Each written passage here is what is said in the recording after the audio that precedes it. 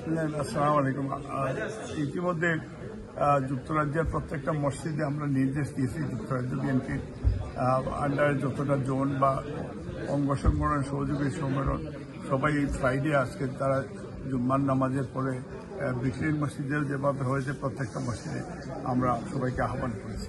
তা আপনাদেরকেও ধন্যবাদ যে আপনারাও খবর নিচ্ছেন, মিডিয়া বিভিন্ন পর্যায়ে আপনারা খবর নিচ্ছেন। এবং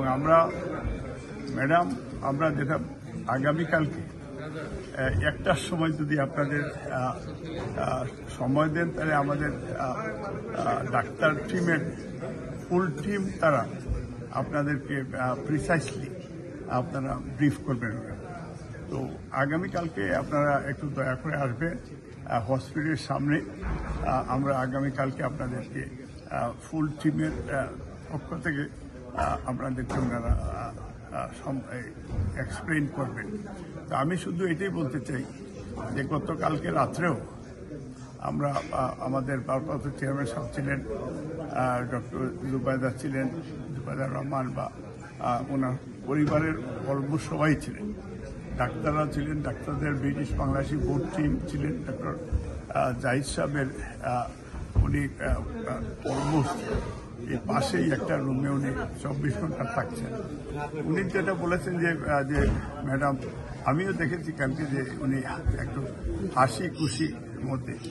আমরা আপনার মাধ্যমে আমরা দোয়া চাচ্ছি যে আমাদের নেত্রীর এই হাসি যেন আল্লাহ তাআলা অনেক বছরের আয়ু দান করে উনি যেন বাংলাদেশে ফিরতে পারেন সুস্থ অবস্থায় এবং আগামীতে দেশ এবং জাতি গঠনে ওনার পরামর্শে দেশের যে যত সেই আমাদের সাম্য মানবিক মর্যাদা সামাজিক ন্যায় বিচার এবং বাংলাদেশে গণতন্ত্র পুনরুদ্ধারের জন্য দেশনেত্রী বেগম খালেদা জিয়া বাংলাদেশে এর জন্য একটা অ্যাসেট।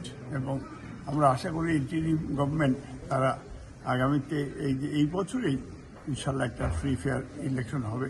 তখন যেটা মিডিয়ার স্বাধীনতা বা আমাদের বিএনপি চেয়ারপারসন বলেছেন যে অ্যাক্টিং চেয়ারম্যান বলেছেন যে আগামীতে বিএনপি সরকার গঠন করলে জাতীয় সরকার করবে এবং আমাদের পক্ষ থেকে একটা অ্যানাউন্স ছিল যে কক্ষ বিশিষ্ট পার্লামেন্ট হবে।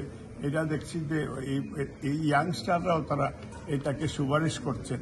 তো বিএনপির যে 31 দফা কর্মসূচি এটা আমরা বিশ্বাস করি যে এটাই রাষ্ট্রের সংস্কার এবং এটাতেই ডেমোক্রেসি এবং আগামী দিনে রাষ্ট্র গঠনে এবং ইন্টারন্যাশনালি নেইবারিং কান্ট্রির সাথে কি আচরণ হবে, কি রিলেশনশিপ হবে, প্রত্যেকটা বিষয় 31 দফা কর্মসূচিতে আছে।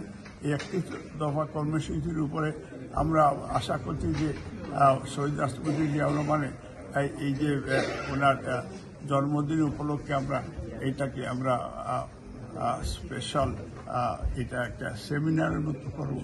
আপনাদের সহযোগিতা কামনা করছি। বিশেষজ্ঞ চিকিৎসকরা আসছেন, মেইনলি হচ্ছে ডক্টর জাহিদ সাহেব উনি হসপিটালে থাকেন, আর বাকিরা সকালের দিকে আসেন 8টার দিকে।